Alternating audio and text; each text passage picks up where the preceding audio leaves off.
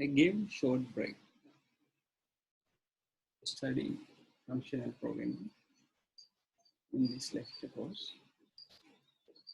So I hope you have studied my last 7 lectures, studied my last 7 lectures very well, and now fluent on the fundamentals of functional programming. This lecture onwards, I will do 2 advanced topics where you understand the advantage of functional programming. So we start our discussion on the concept that we call it as map reduce. So you know, in the functional programming and other programming languages, there is a concept called loops. If you want to do some actions again and again, we are using loops. So in the Scala functional programming language, in case you want to go through a list to add the numbers in that list or to filter the numbers in that list, you can use a loop. So functional programming language has another operator for that called iterator. You can create an iterator using a list, and this iterator function has a function called hasNet. If there is an element in the list or whatever array or whatever data structure, so you create an iterator on top of this data structure and call a method called hasNext. It returns basically a element, next element in the list. So using a while loop as shown here, so you can get all elements one by one, and then you can process this. So iterator is a traditional way of handling it. So in the iterator, what we do, we take each element in that particular data structure, for example, list, and do some operation to each element in this list. So perhaps we can write a function to do that. So if you write a function and take what you want to do as a parameter, so you don't need to write a while loop. So in functional programming concepts, so there is a function called as map. So map function, definition of map function is actually to apply a function to the every element. So let's say we write a function called apply a function to every element and take a parameter. Parameter is perhaps a function. So we apply this function to each element on a list, for example. So that basically we call it as a map. So in the map function can apply to the data structures like list, arrays, and so on. So it creates a new list when you apply into the list. It creates a new list by applying the given function to each element. So it's visually something like that. We have a function f. There is a list of elements. So we apply this function f to each element in this list. That will create a new list. So map do that. Map take input function and apply that input function to the elements in the data structure, that is list, and return a new data structure with new elements. In order to understand how it works, so let's create a function to pass into a list. In function programming, we can create what we call it as functional literals. So functional literals are an anonymous function, or what we call it as lambda functions. So it also called as function literals. So for example, this is some functional literal. This says take each element x, transform to x multiply 2. So that this functional literal means every element will multiply by 2. So this is x multiply 2. So x is a function we apply. What it does is transform every element into a multiplying it by 2. So this call it as functional literal. So Sx is a list. So we can apply our new function, interesting function called map to this X list. So what we input is this function. What is this function? S transformed into X multiplied 2. So then what happens?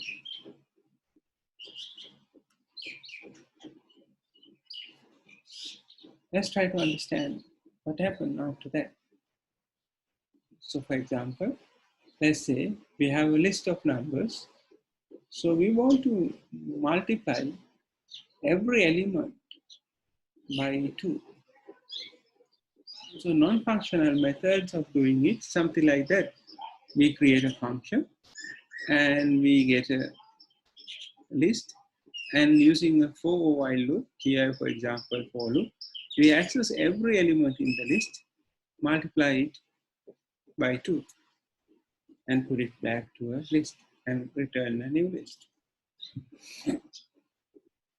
So this everything what we do here can do with a single function called match. So there what we do, we create a functional literal. So this functional literal tells the system x transforms to x multiply 2, and this is called as x. This is anonymous function. So we can pass that anonymous function x to the map, or we can directly write something like that.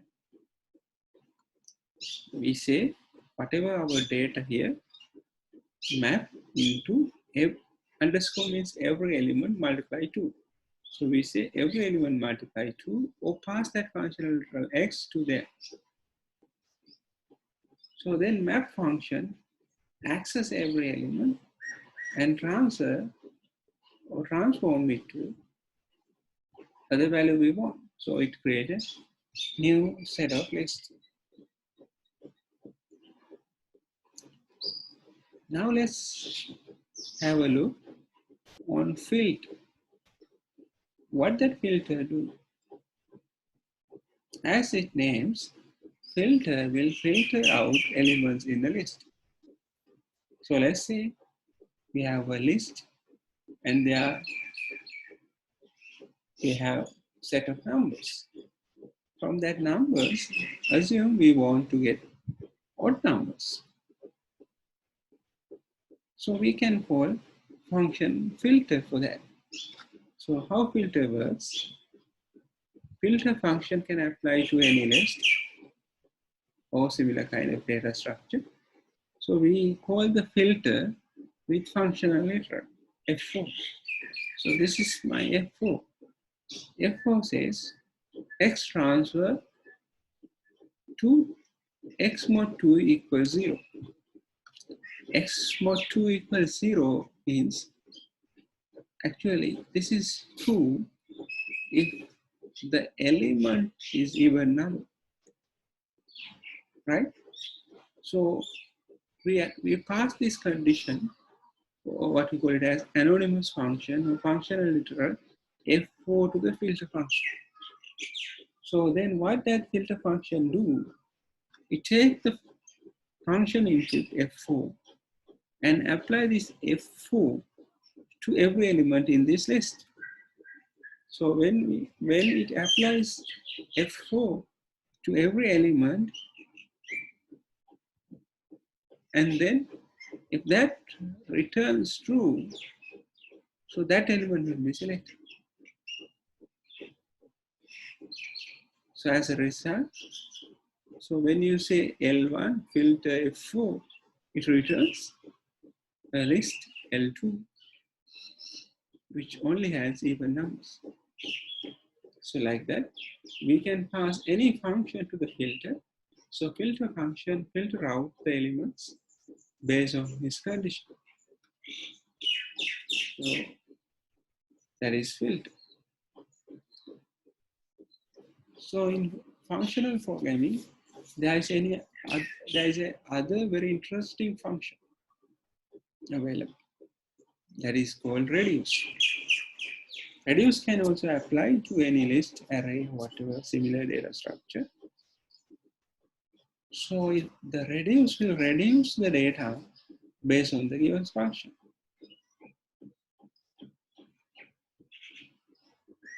So it's a little different than list and the map and the filter, because when you apply the map, it return a function. Sorry, list, new list.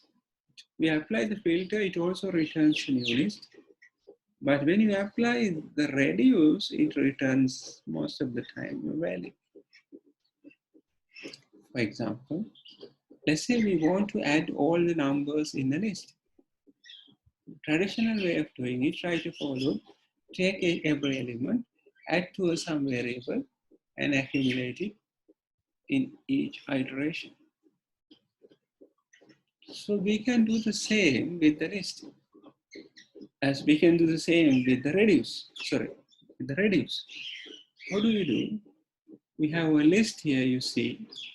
We call the reduce method, and we tell how to reduce, and we pass how to reduce as a parameter to the reduce function. So here we pass a functionality again to the reduce function. So here what we do, we say take x and y, transform into x plus y. So that it tells. Here it says, pick two elements in the list, x and y, and transform that to x plus y. So what happens if you ask to do so? So reduce works like that. So reduce first takes first element as a, and then kind of apply a plus b.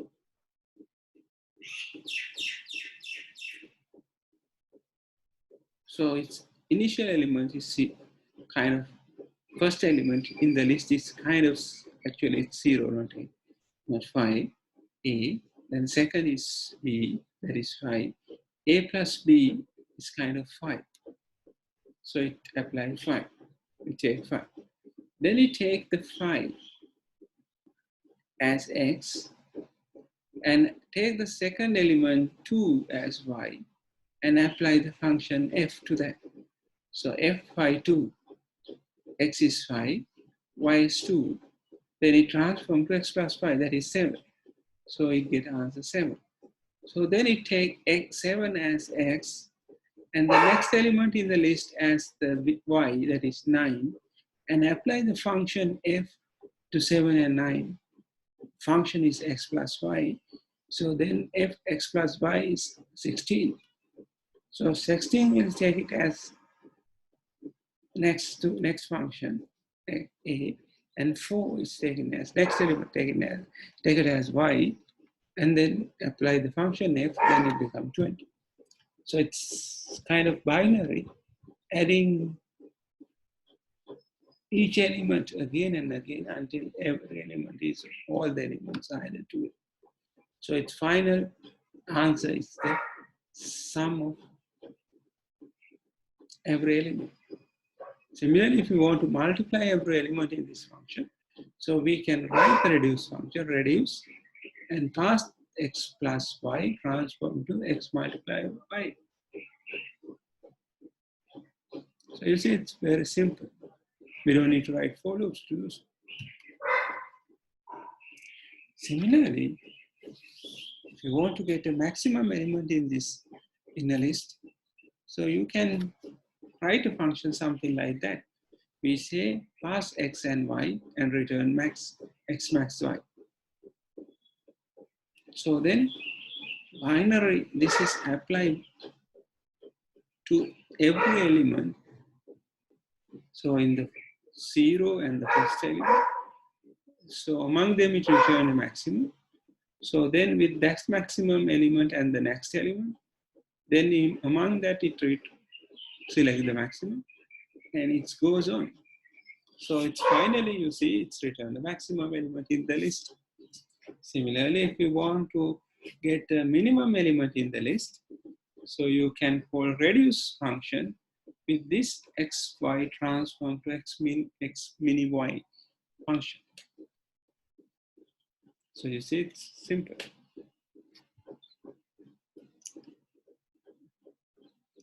So you see, so in the functional programming has very interesting set of functions called as map, filter, and reduce. Most of the data science programming applications, they heavily use map reduce. So this map reduce is a very interesting abstraction where we can use for process huge data sets. So in the big data and analyzing of the big data, so we heavily use map reduce concepts. So again, I remind you what is map. Map is applying a function to every element in the list. What is reduce? Reduce is actually apply a function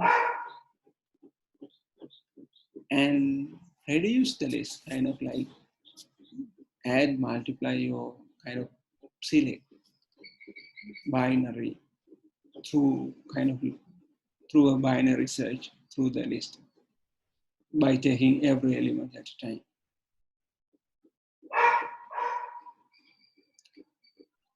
Assume there are two function literal here. For example, this is an anonymous function called C1.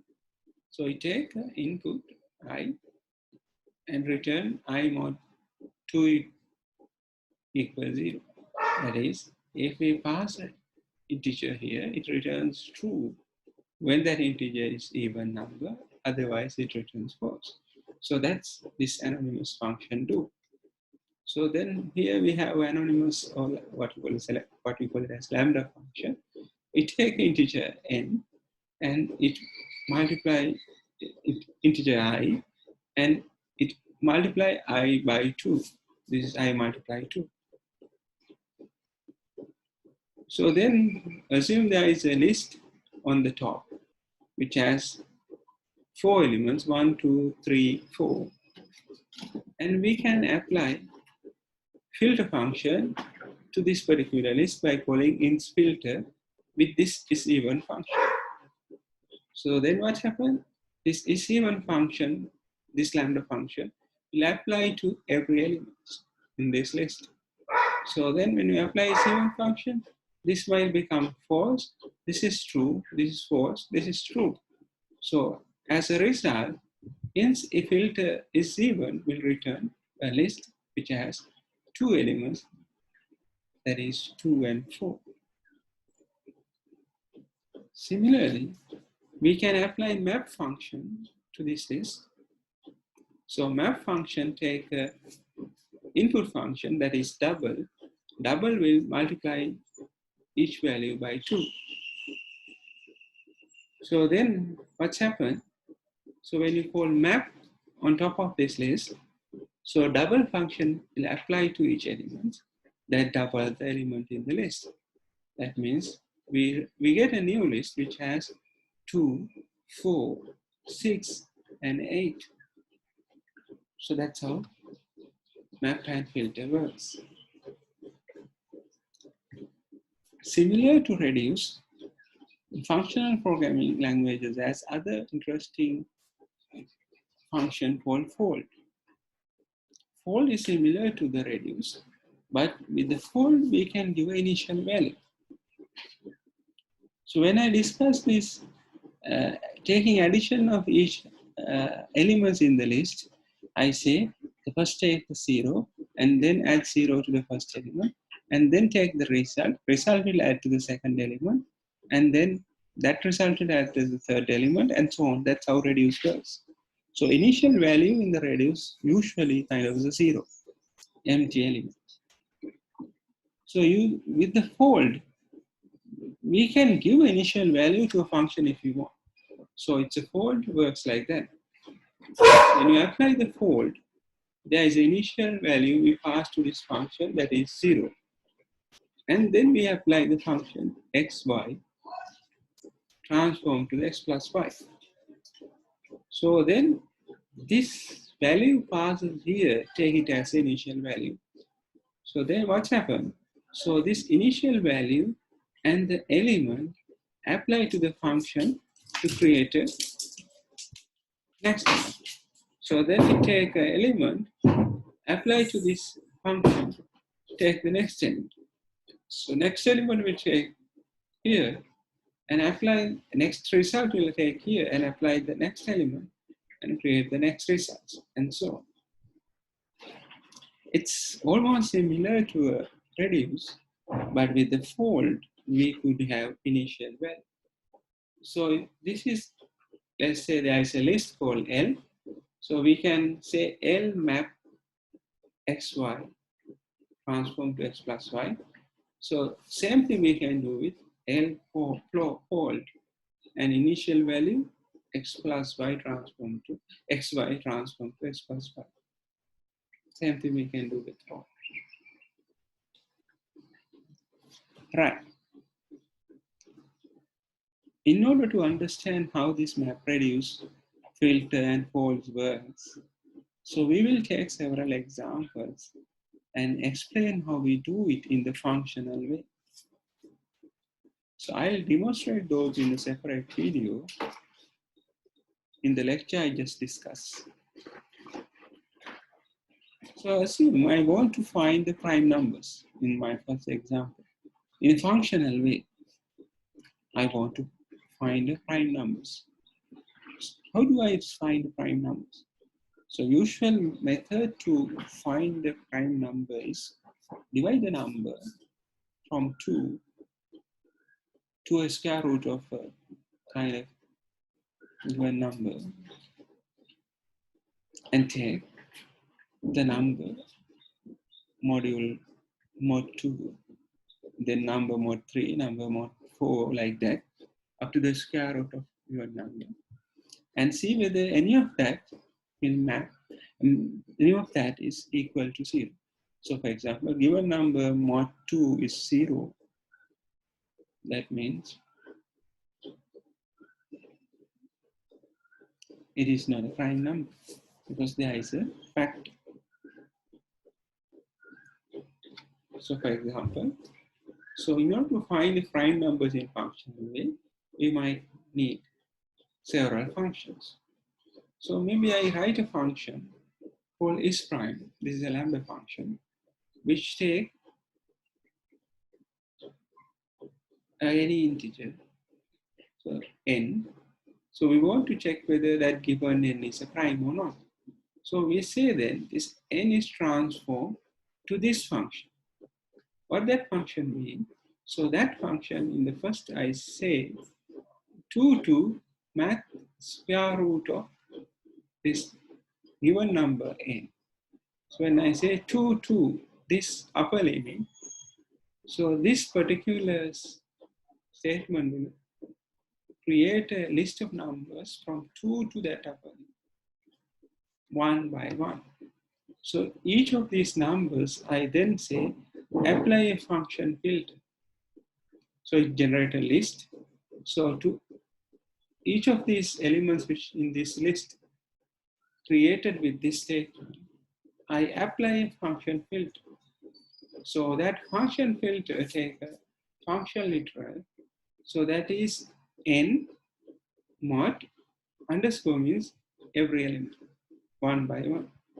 So I apply a given number n mod to this number list starting from 2 and see whether that is equal to 0.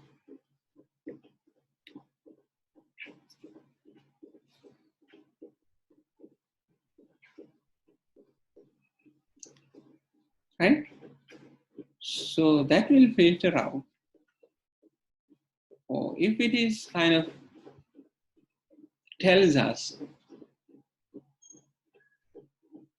all the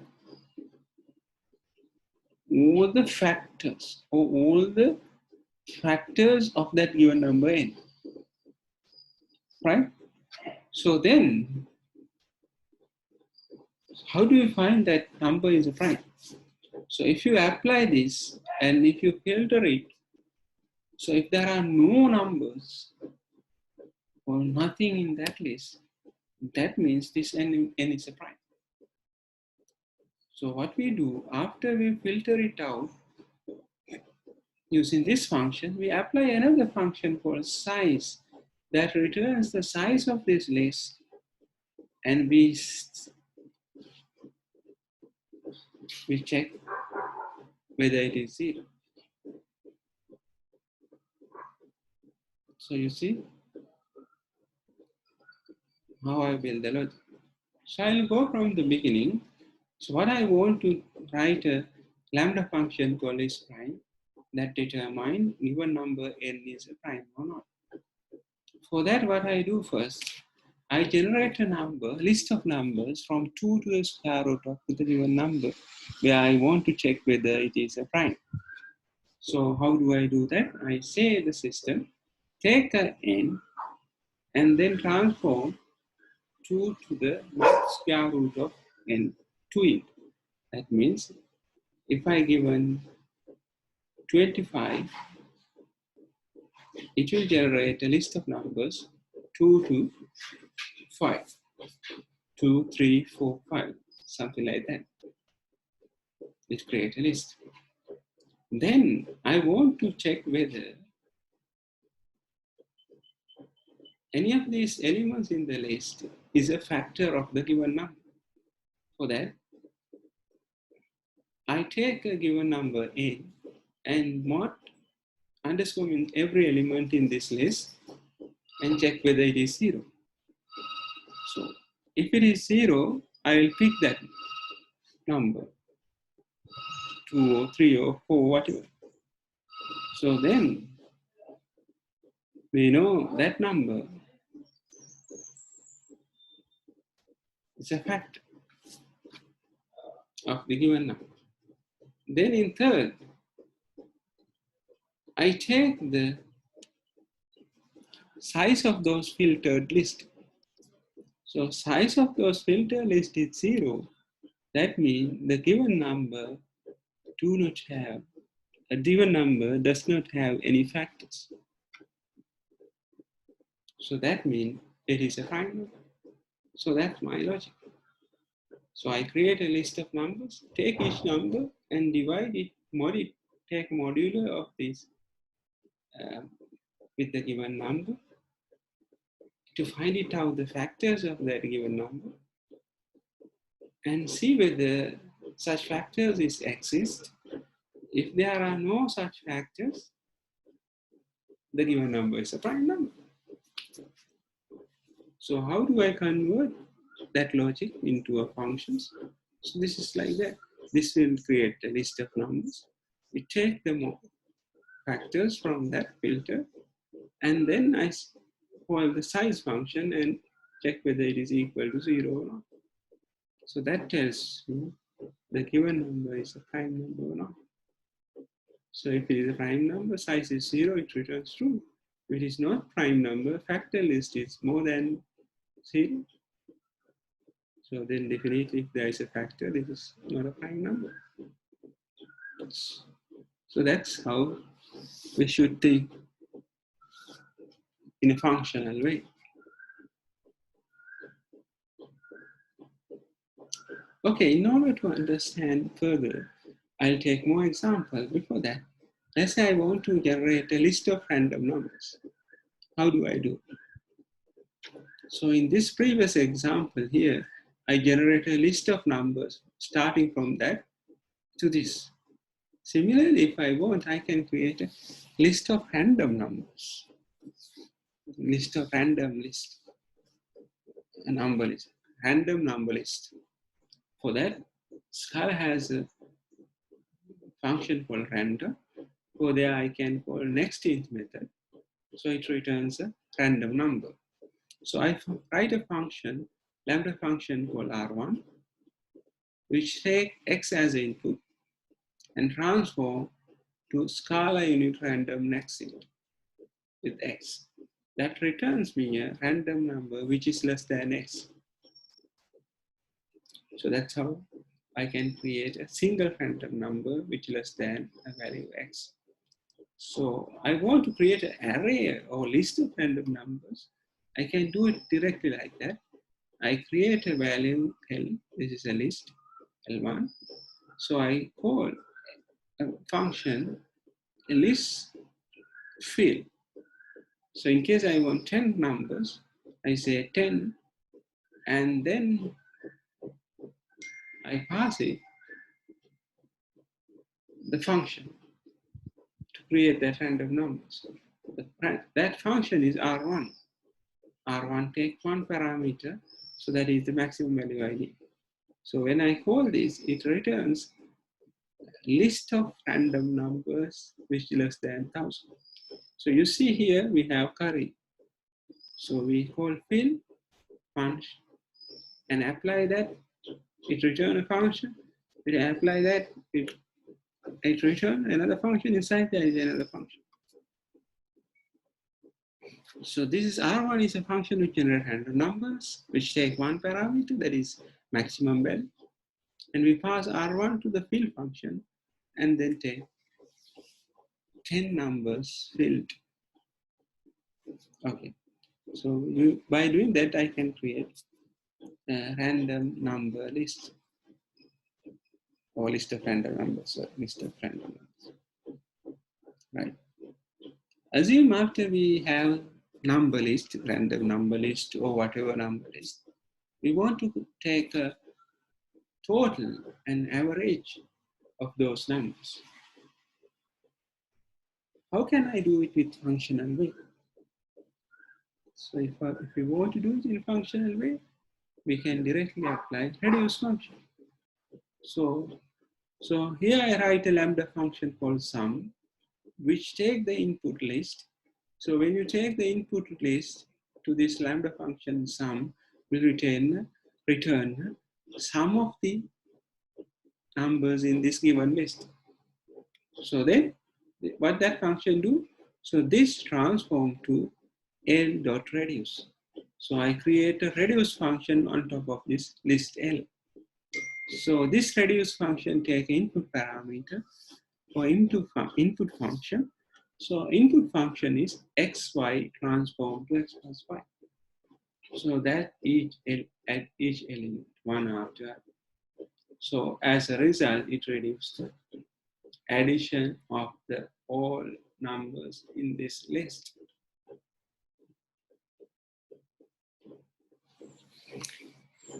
So if you want to take the average, so let's say you want to pass that list and create a lambda function called stat. It returns the sum and the average of the given list. So how can we do that? So I wrote a sum function here, sum lambda function. So then I can write a stat function here, which take the list, transform to the sum and the average. So that's what I want. I want a tuple with two elements. First element is the sum, second element is the average. That is assigned to this function. So what is, I say, take a list L and take a sum of L. So sum function I given here. And then the second element is sum transform to double and divide with the size of that list. So if I know the sum and the number of elements in the list, in order to get the average, I divide sum with the size. So that's what I do here. So as a result of this function definition, I might get back sum and the average of the given number in this given list.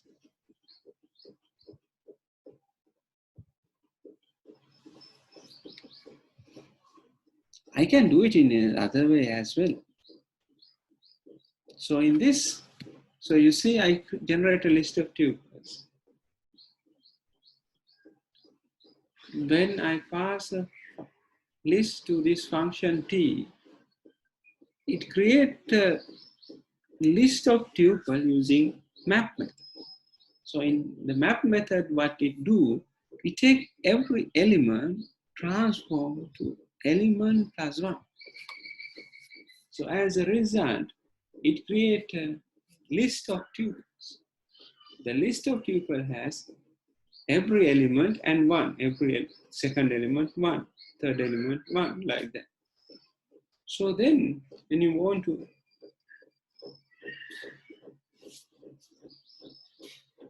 take the sum, what should it do?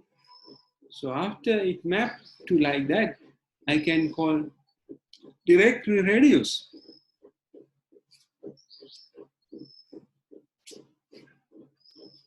So in the reduce, first elements, I say first tuple add to the second tuple, then result tuple will add to the third tuple. First element on the third tuple, like that. So it say x dot underscore 1 accessing the first element in the tuple, right? So it add to the second element. So as a result here, we will get the addition of each element. So as a result here, it get the how many elements? Because we transfer every element to 1, so we add all ones together, we get number of elements. When you add these elements together, we get total. So that take the sum, that take how many elements. So then if you want average, what we should do, we divide, transform the second to the double, and we divide with the first. First one has total numbers. The second one has how many numbers. So total of numbers divided by how many numbers will return the average.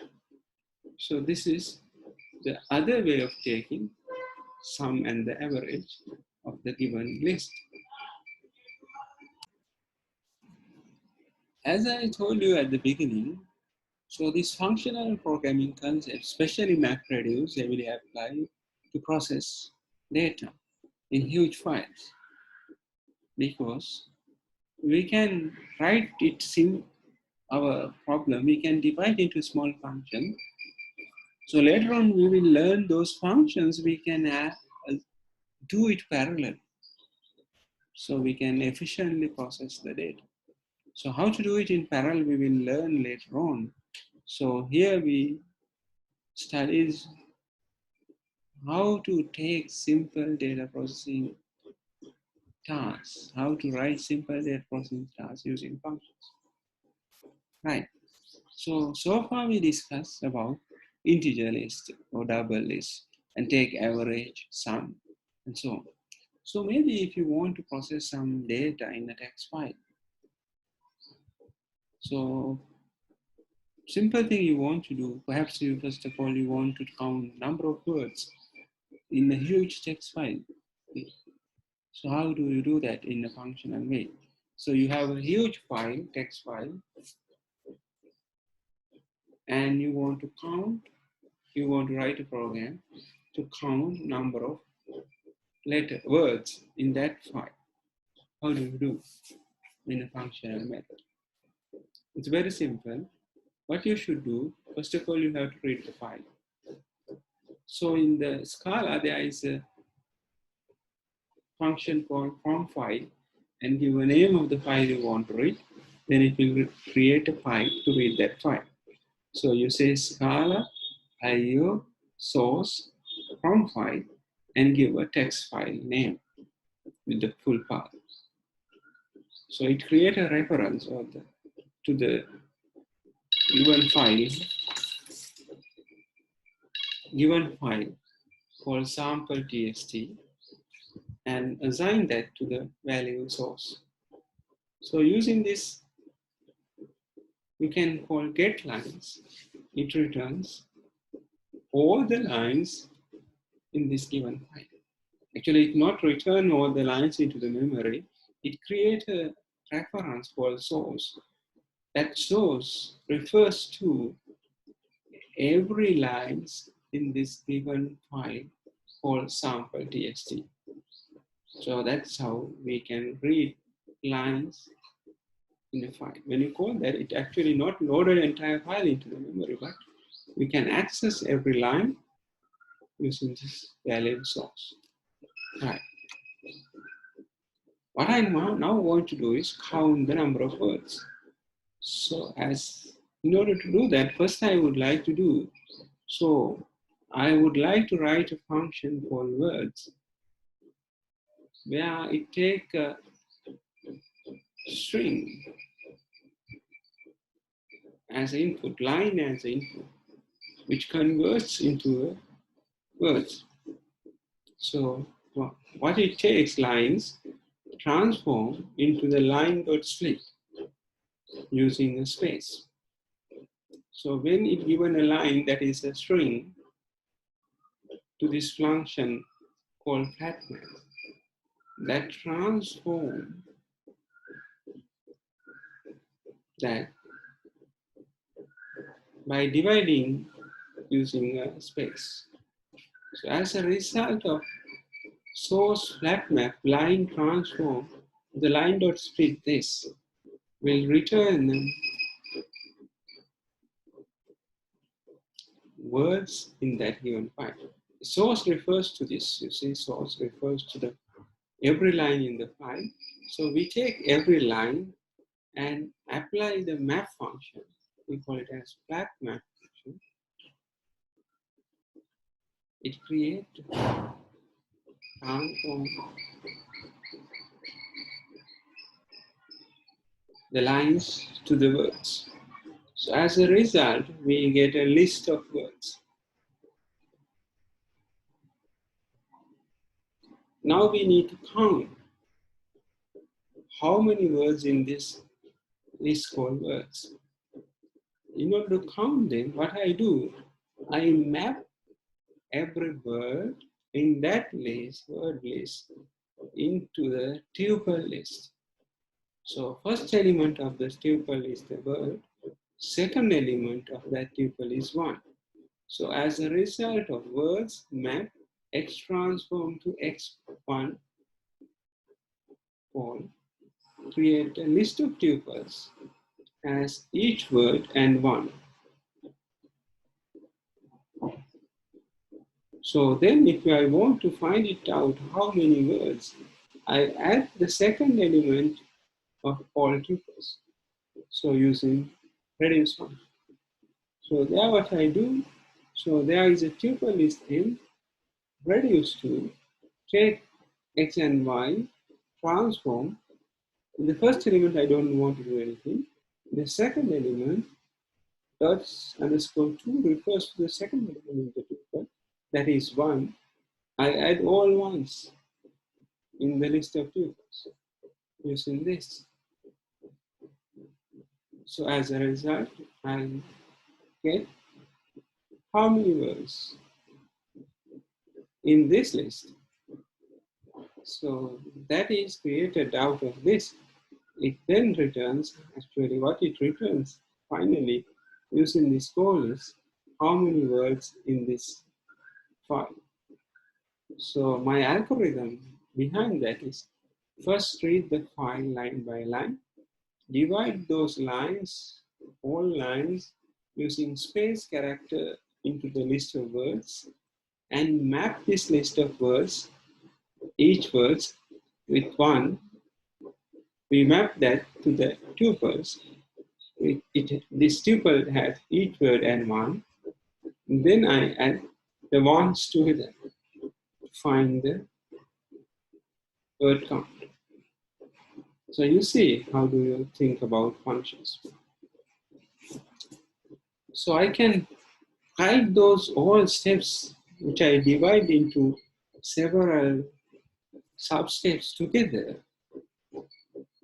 like that in one single function. So here I have a lambda function called BC, WC, that is called word count. So that word count lambda function take a string, transform.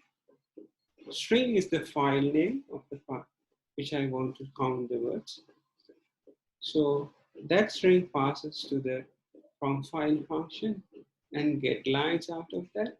So all lines transform to the fat map.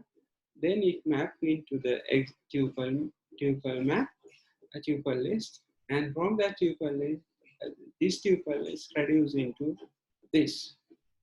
So like that, I can write one single line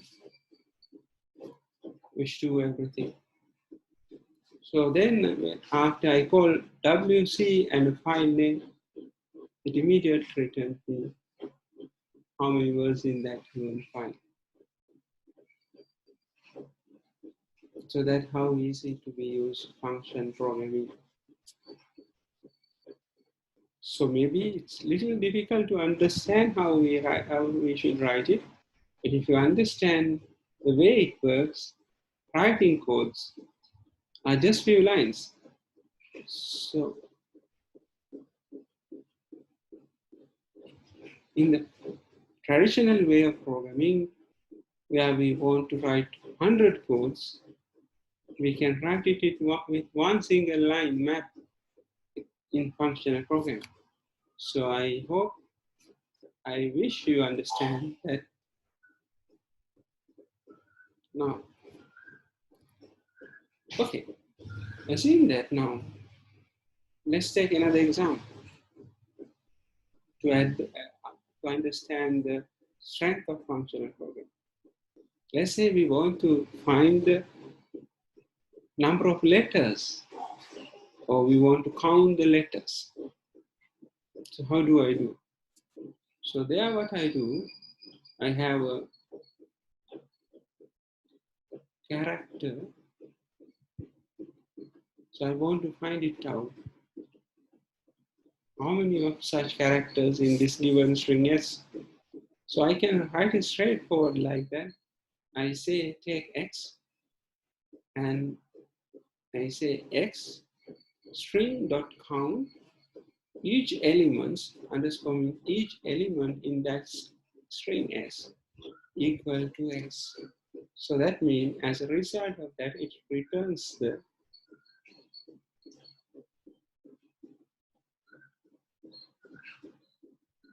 count of the words, letters. So if I want to then count the letters in a given file, first of all, I read the file and get lines and transform all lines into a single string using make string function. So as a result, when someone passes this sample txt, it returns me a huge string which has all the lines. So I can then count the distinguished characters straightforward like that. I say source distinct 2-character array and I map it using this function fc. So this map function applies the function fc here, which I define to each character in this list. But that function fc is take one character and a string. So I put underscore in each character, then I pass each character and the string source to the function fc and see whether this each character appears how many times in this. It returns the distinguished character, count of distinguished characters.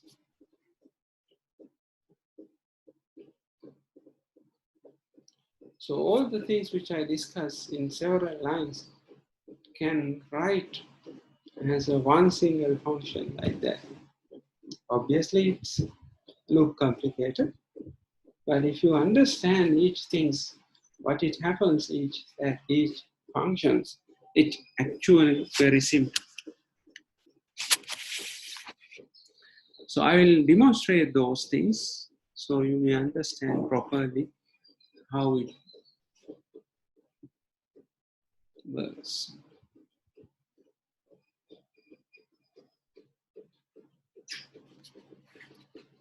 So now let's have a look how to count a given words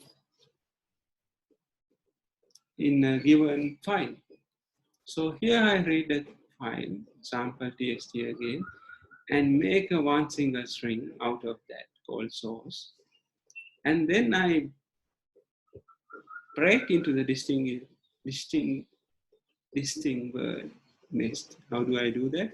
I pass that source string to here, and I split it, call it as text, and this text will split using space and map that into this. So actually when I'm mapping it, I map all the words in lowercase. Then I filter a given words out of that. So how do I do that? From this string s, array s, whatever has s, array, I am passing an array of strings. And the string I want to check called p. And I apply x function, transform x equal p. That means I pick all the words in this list if that is equal to the given word. Then if I want to take a number of that, how many times it appears, I can take the size of this list here that tells me the appearance of the word, number of appearance of the given words in this sample file. Similarly, I can write entire word counting function in a single line like that. Count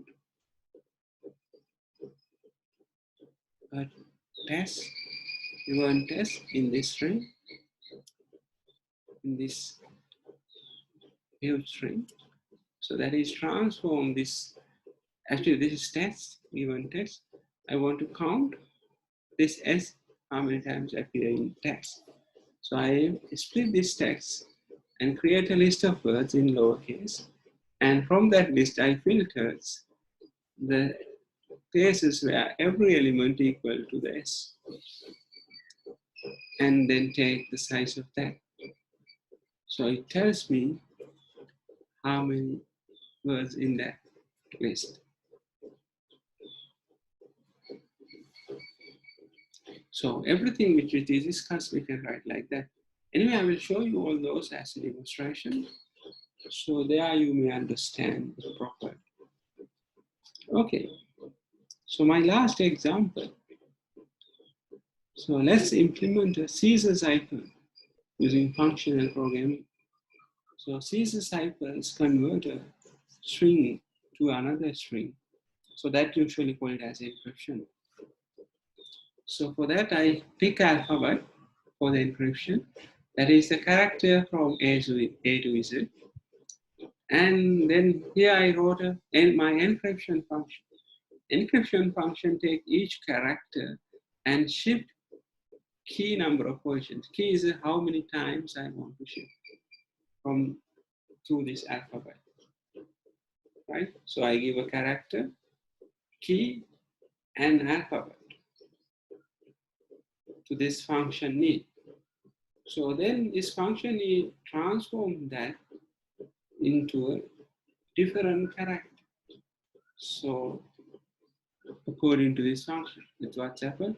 Check the index of whatever is given character and apply the key and take a mod A size, that is mod 26 usually, and then pick the character in this position. Usually get if this is key is 3, get the third letter in the alphabet. If key is 5, get the fifth letter. Shift the given letter in the fifth position. So that is my encryption function. Similarly, I can write my decryption function in this cycle. So instead of plus here, decryption is minus. So this encryption and decryption algorithm. So then you see, based on this encryption and decryption algorithms, I can create a cipher function. So my cipher function take algorithm, transform to this. So what happens in this, take each character on the string S and map based on the given algorithm. This is algo. I pass the algo to the map function. So map function will apply this algorithm to the every character in this string. So that's how I encrypt. So I can call the cipher function with encryption and string S, number characters and alphabet. It encrypts. It returns me the different string, that is the ciphertext. Similarly, I can call my cipher function now here with decryption algorithm, and given the ciphertext, instead of here plain text, here ciphertext, with the key and give the alphabet, that will return plain text back. So like that, we can implement encryption and decryption of the C6 cipher straightforward in a simple way using functional program or using a functional method.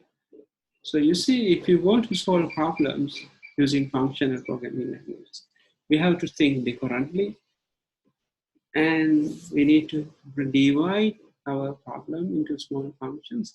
Then we could put these functions together to solve our problem. So that's all about functional programming.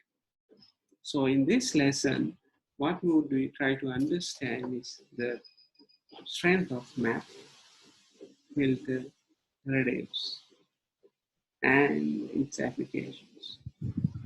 Thank you very much for listening so far. I will create a separate video to demonstrate these examples. Thank you.